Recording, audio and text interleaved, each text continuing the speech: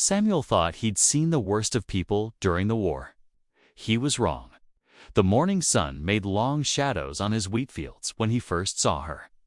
A small shape crawling on all fours near his chicken coop.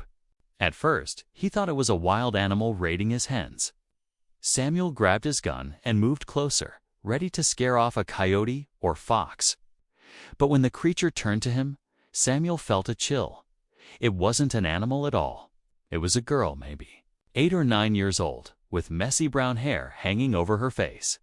She was completely naked, her skin covered in dirt and scratches.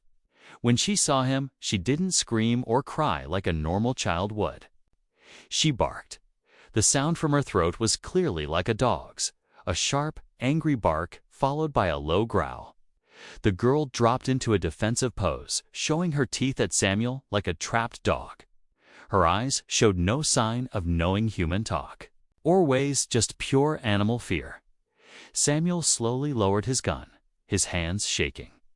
In 3 years of living alone on his farm since Martha died, he'd gotten used to being by himself. But this was different. This was wrong in every way. The girl kept her defensive pose, never breaking eye contact. When Samuel took a small step forward, she quickly moved backward on her hands and knees, moving smoothly like a four-legged creature. Her movements were too natural, too practiced. This wasn't a child playing pretend. Samuel's mind raced with questions. Where had she come from?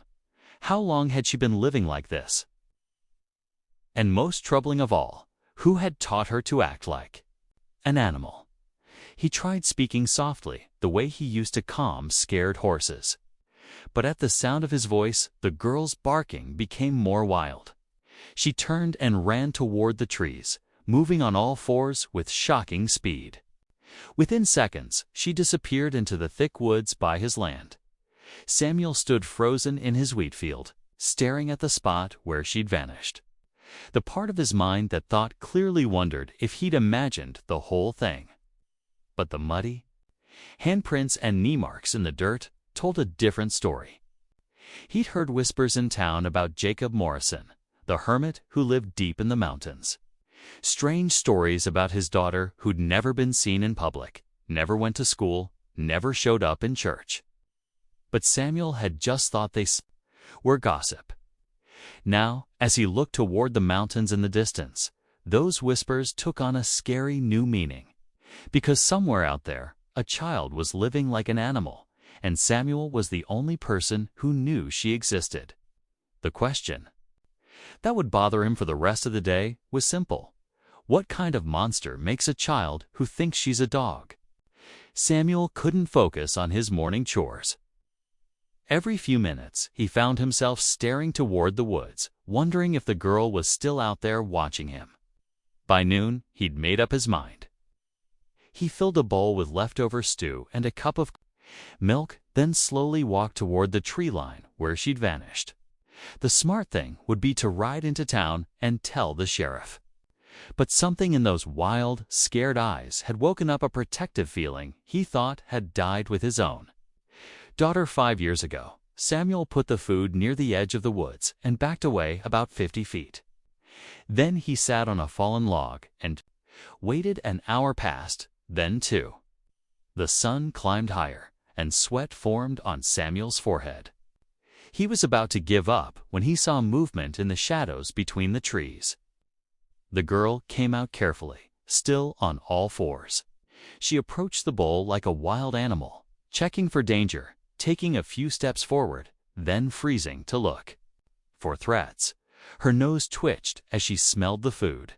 When she finally reached the bowl, Samuel's heart broke. She didn't use her hands. Instead, she lowered her face and ate directly from the bowl like a dog, licking at the milk with her tongue. Whoever had done this to her had taught her so well that she'd forgotten how to be human.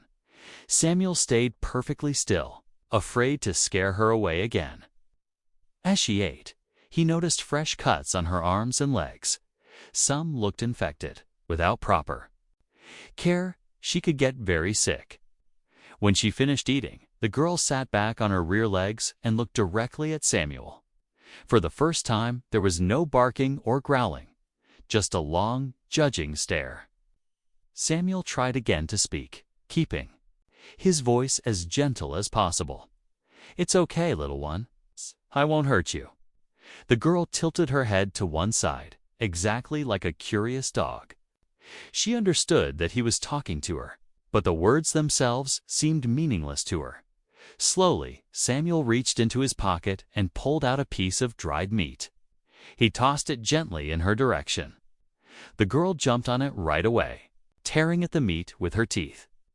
As she ate, Samuel noticed something that made his blood boil. Around her neck, barely seen under the dirt and tangled hair, was a leather collar. A real dog collar, worn smooth by years of use. The meaning hit him like a hard punch. Someone hadn't just ignored this child. They had purposely, little by little, turned her into an animal. The collar was proof of ownership, a sign of total control over another human being. Samuel's hands clenched into fists. He'd seen cruelty during the war, but this was different. This was a child, and someone had stolen her humanity piece by piece. The girl finished the dried meat and looked at him, expecting more. But when Samuel started to stand, she immediately stiffened, ready to run. Samuel forced himself to stay seated. Trust would take time. But as the afternoon sun made long shadows across the clearing, he made a silent promise. Whatever monster had done this to her, whoever had put that collar around her neck, would pay for their wrongdoings. But first, he had to convince a girl who thought she was a dog that she was actually human.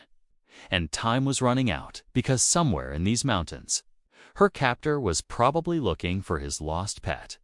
For 3 days, Samuel did the same thing. Food at the forest's edge, patient, waiting, small acts of trust.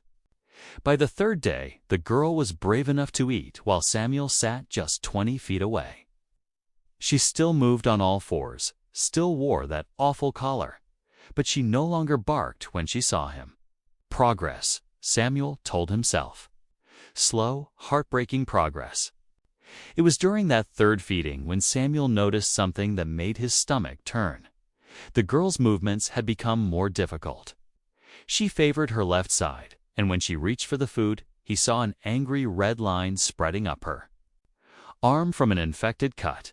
Samuel knew that look. He'd seen it during the war when soldiers died from wounds that should have healed. If he didn't act soon, the infection would kill her very slowly. Samuel pulled out his clean handkerchief and a small bottle of whiskey he kept for emergencies. The girl watched his every move with those wild, smart eyes. Samuel poured whiskey onto the cloth and held it up where she could see it. Then he showed her the infected cut on his own hand from morning farm work and carefully cleaned it with the alcohol. He winced sharply at the sting, hoping she'd understand he was trying to help, not hurt. The girl tilted her head, thinking about this show. When Samuel held out the cloth to her, she didn't run. Instead, she sniffed it carefully, then looked back at his face. Samuel's heart beat fast as he moved closer. 6 feet, 4 feet. It's close enough to see the smartness trapped behind those scared eyes. Close enough to smell the infection getting worse in her wounds. When he gently touched the cloth to her infected arm, the girl whimpered, not like a dog, but like a hurt child.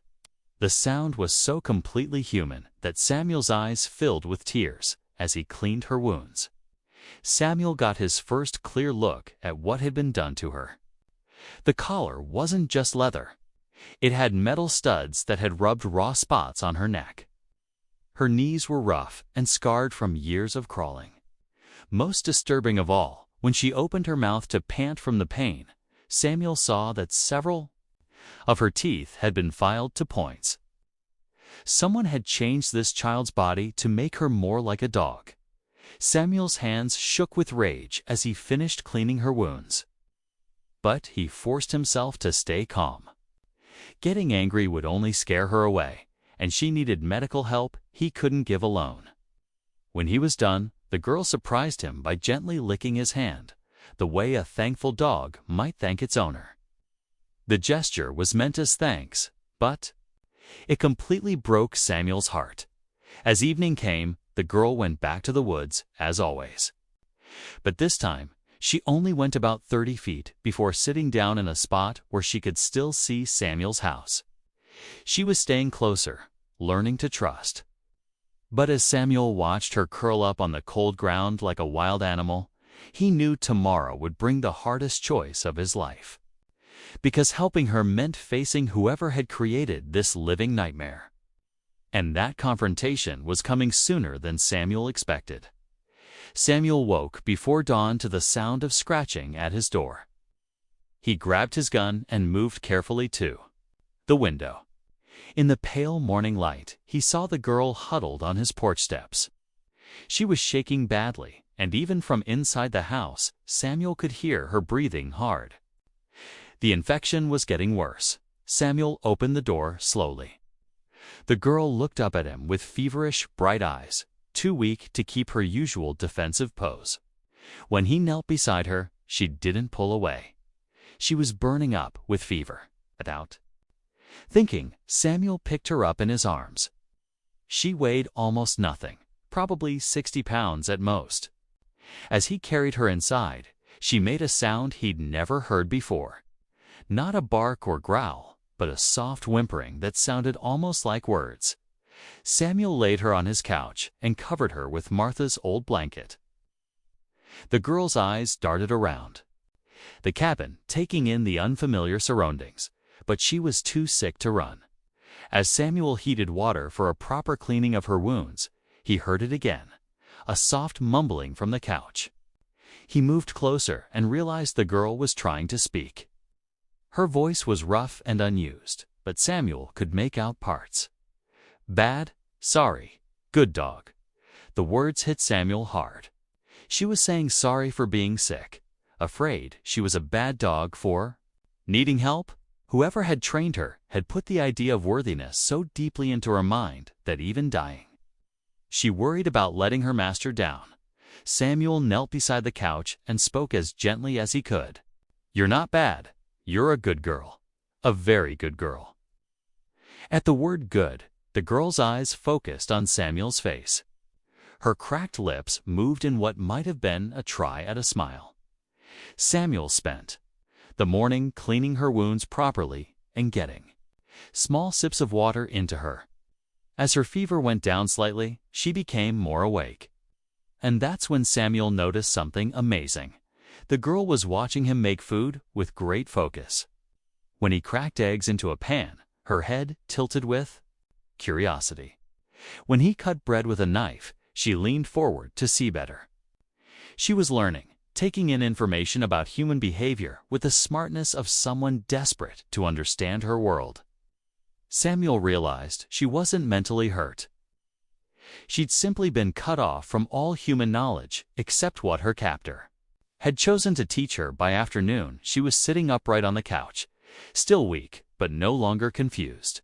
Samuel brought her soup, and for the first time, she paused before lowering her face to the bowl. She looked at Samuel, then at the spoon beside the bowl, then back at Samuel. Now, she was asking permission to eat like a human. Samuel's throat tightened as he picked up the spoon and showed her how to use it. The girl watched closely, then tried to copy his movements. Her hands shook from weakness and not knowing how, but she managed to get soup to her mouth using the spoon. The moment she did, her face lit up with something Samuel hadn't seen before: pride. Human pride and human success.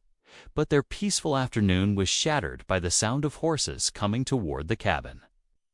Samuel moved to the window and felt his blood turn to ice.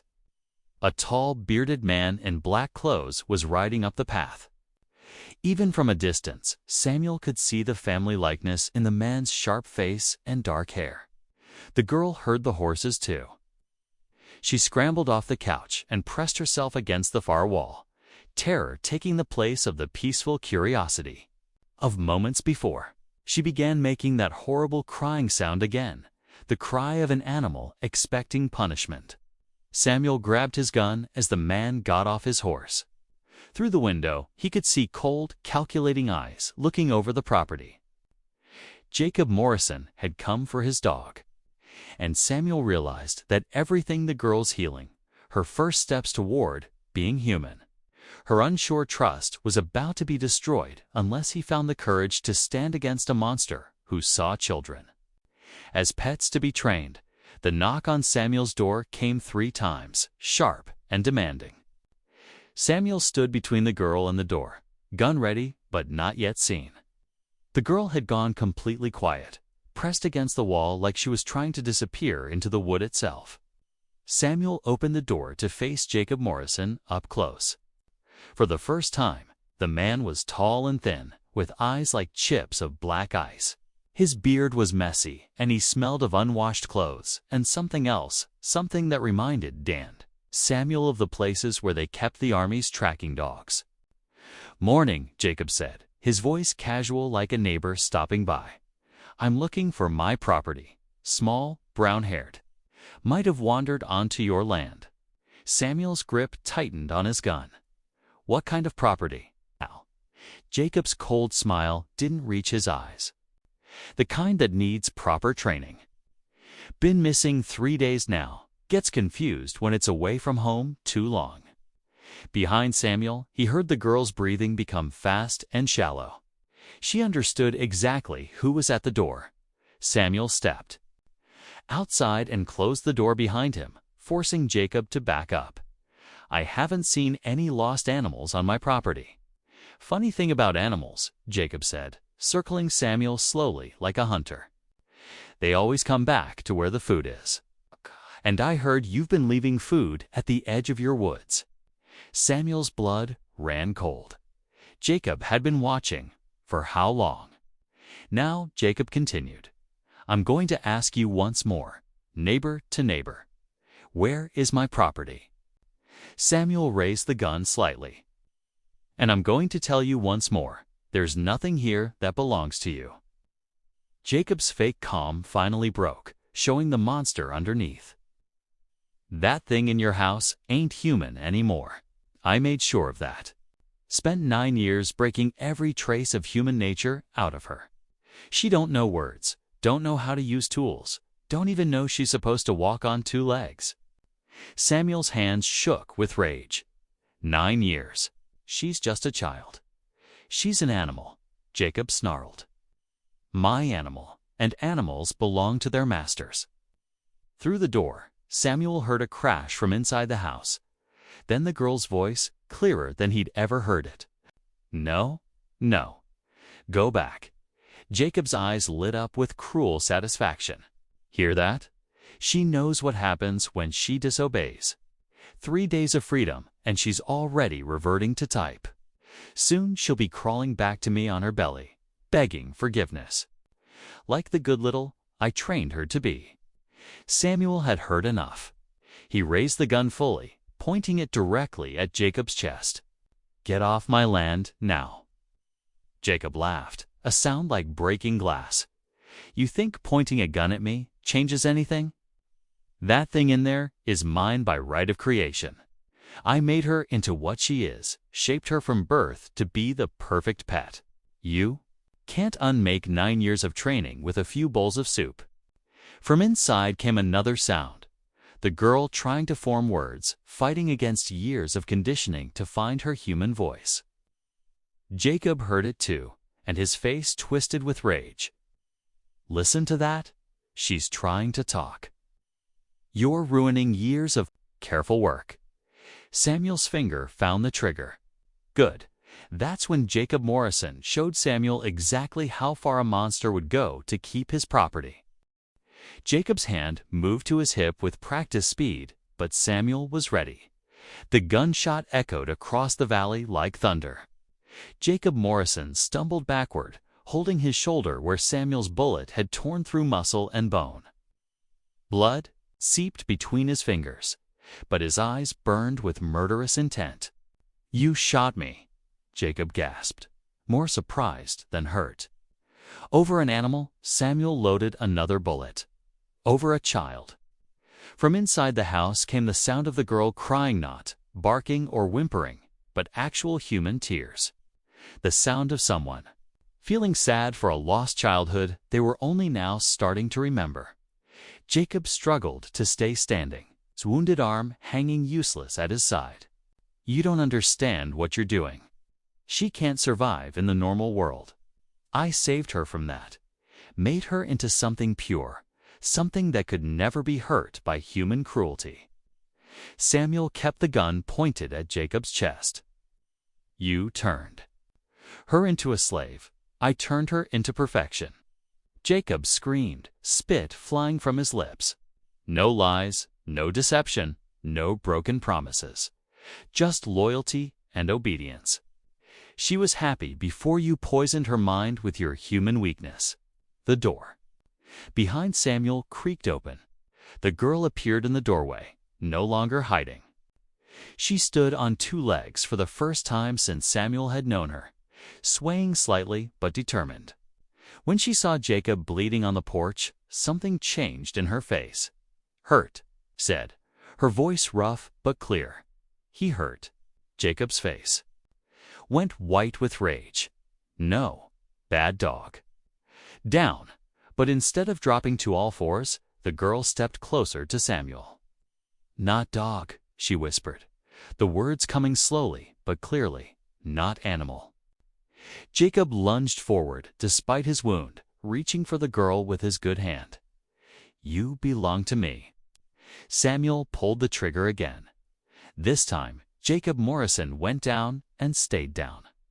He lay on the porch boards, blood pooling beneath him, his breathing shallow and difficult. But his eyes remained fixed on the girl with hateful possessiveness. "Come here," he rasped. "Come to master." The girl looked down at the man who had stolen her humanity for 9 years. Samuel expected her to run, to go back to being the scared animal Jacob had created. Instead, she walked closer. "My name," she said slowly, each word a win over years of training, "is Sarah." Jacob's eyes widened in shock. "Impossible." "I never." "You don't remember?" "Sarah," she repeated, stronger now. "My mama called me Sarah." Samuel felt tears running down his face. Somehow, buried beneath 9 years of steady abuse, she had held on to that one piece of her true self. Her name, her mother's voice calling her name. Jacob tried to sit up, to keep his control even while dying. "You are mine." Sarah looked at him for a long moment. Then she did something that broke Samuel's heart and filled him with pride at the same time. She forgave him. "You sick," she said. Softly, "You hurt, you scared. Made me scared too." Jacob's breathing became more difficult. His face was pale now, the fight leaving him along with his blood. Sarah knelt beside him, no longer the hiding animal he had created. "I sorry you hurt. Inside, I sorry you lonely, but I not yours. I, Sarah." Jacob Morrison died with those words in his ears, his final look one of confused defeat. Samuel lowered his gun and put his arm around Sarah's shoulders. She didn't flinch from his touch. For the first time, she leaned into human comfort. But their hard time wasn't over, because now Samuel had to figure out how to help a girl who thought she was a dog learn to be human again. And time was running out, because someone would eventually come looking for Jacob Morrison.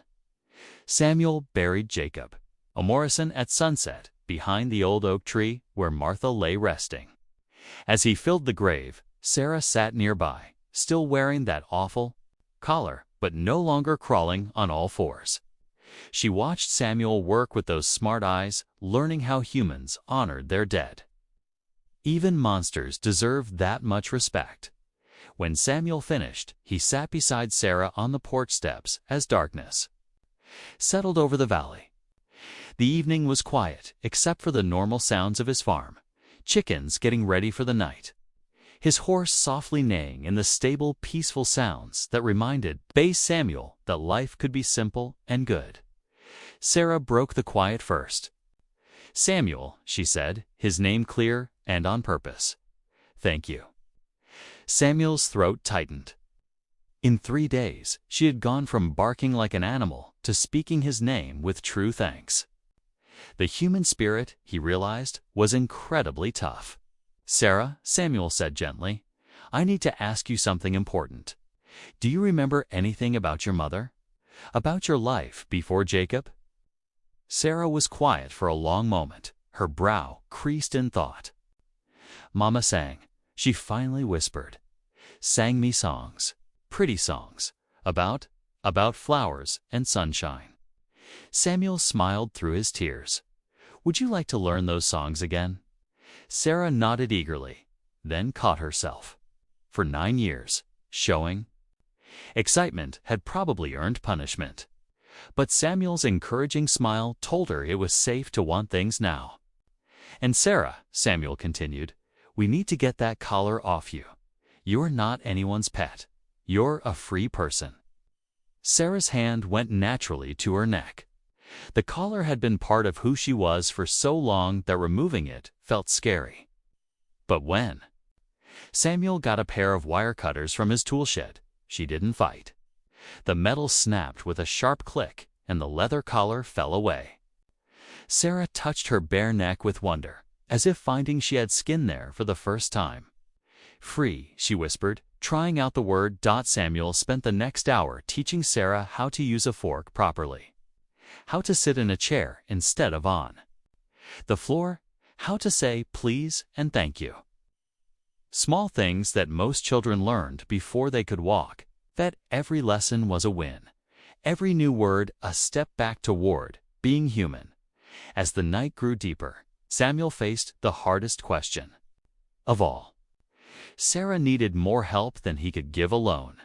She needed medical care, schooling, and connection with other people. But taking her to town meant questions he couldn't answer. Investigations that would uncover Jacob's body, Sarah seemed to sense. "His problem. I stay with you," she asked hopefully. Samuel looked at this brave girl who had lived through 9 years of being systematically treated like less than human, and still found the strength to forgive the one who hurt her. He thought about his own lonely life since Martha's death, the empty rooms and quiet meals that had defined his life. "If you want to stay, Sarah, you'll always have a home here. But first, we're going to town. You're going to meet other people.